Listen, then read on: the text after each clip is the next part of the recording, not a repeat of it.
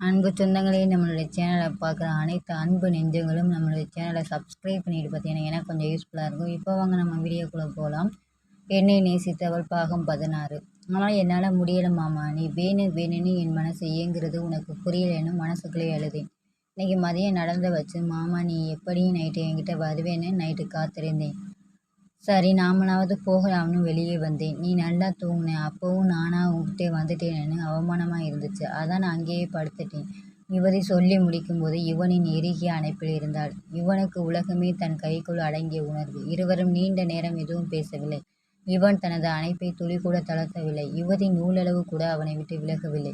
அவள் தலை உச்சியில் தனது உதடுகளை வைத்து அழித்து கொண்டான். ஒரு மௌனத்தால் மட்டுமே மன உணர்வுகளை தெளிவாக சொல்ல முடியும் என்பது யுவன் யுவதி இடத்தில் உண்மையானது. சிறிது நேரம் கழித்து யுவன் தான் மௌனத்தை கலைத்து, உன் மனசுல எவ்வளவு இருக்குன்னு தெரியாம நானும் வருந்தி உன்னை நோகடிச்சிட்டேன். போலீஸ் கம்ப்ளைண்ட்ல உன்னோட கையெழுத்து பார்த்ததும் என் மனசே வெறுத்து போச்சு.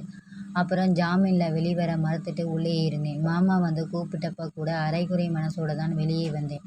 ஆனா நமக்கு கல்யாணம் முடிஞ்சதும் மனசுல ஒரு நிமிர்வு வந்துருச்சு.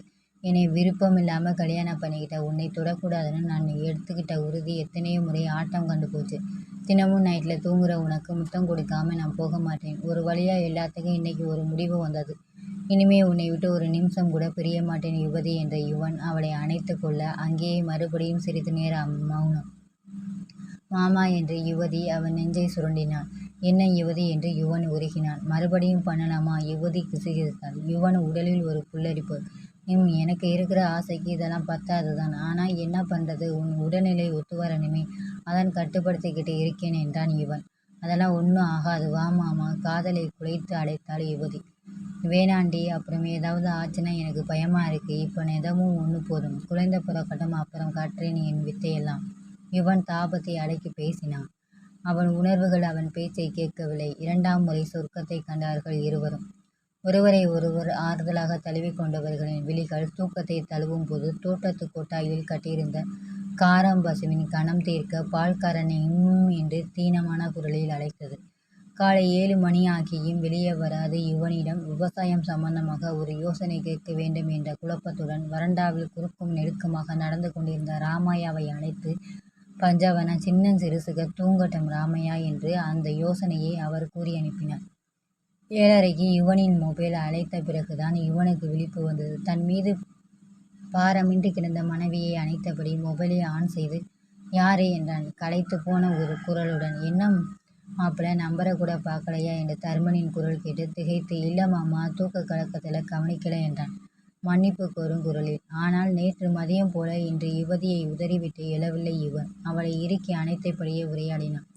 தூக்கம் கலக்கமா? மணி 8 போகுது மாப்பிள்ளை என்று தருமனின் குரலில் இருந்த கேலி அந்த கம்பீரமான ஆண்மகனை வெட்கப்பட வைத்தது.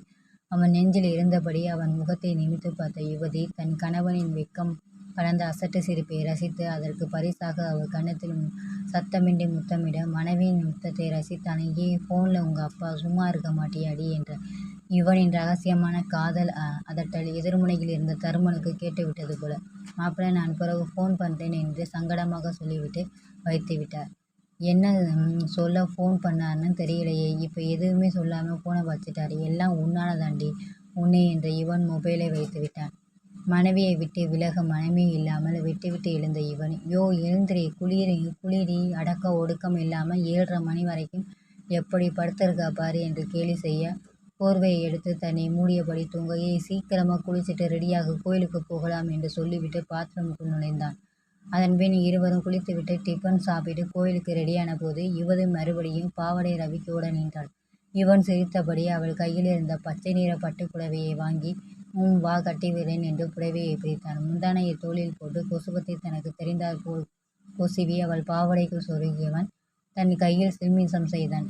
கையை எடுமாமா, கோயிலுக்கு போகிறோம், ஞாபகம் இருக்கா என்று யுவதி எச்சரிக்கை செய்யவும் என்றபடி மெதுவாக கையை உருவி எடுத்து விரலின் நுனியை மூக்கின் அருகே கொண்டு சென்று என்று ஆழமாய் மூச்சை இழுத்தான் இவன். தனது புத்தம் புதிய மனைவியின் வெக்கத்தை ரசித்து, போய் என்னடி அடிக்கிற, நைட்டு நீ என்னென்ன ஆட்டம் போட்ட, இப்போ என்னமோ நல்ல பொண்ணு மாதிரி நடிக்கிற, எல்லாத்தையும் எடுத்து சொல்லவா என்று இவன் போலியாக அவளை மிரட்ட, ஐயோ வாயை மூடுமாமா என்று முகம் சிவக்க திரும்பி கொண்டான். இவனுக்கு யுவதியின் இந்த வெட்கம் பதுமை எத்தனை நாட்களாக இல்லாத வெட்கம் இப்போது வந்து அவர்களின் காதலை அதிகப்படுத்தியது. மனைவியின் அழகை பார்த்து ரசிக்கும் ஜோரில் தன் மாமனுக்கு போன் செய்ய வேண்டும் என்பதை மறந்து போனான் இவன். அவர் என்ன சொல்ல வந்தார் என்று இவனால் கேட்கப்படாமலே போனது. வேலைக்கு வந்த செல்வியின் உதவியோடு புடவையை சரி செய்து கொண்டு இவனுடன் கோயிலுக்கு கிளம்பினாள் யுவதி.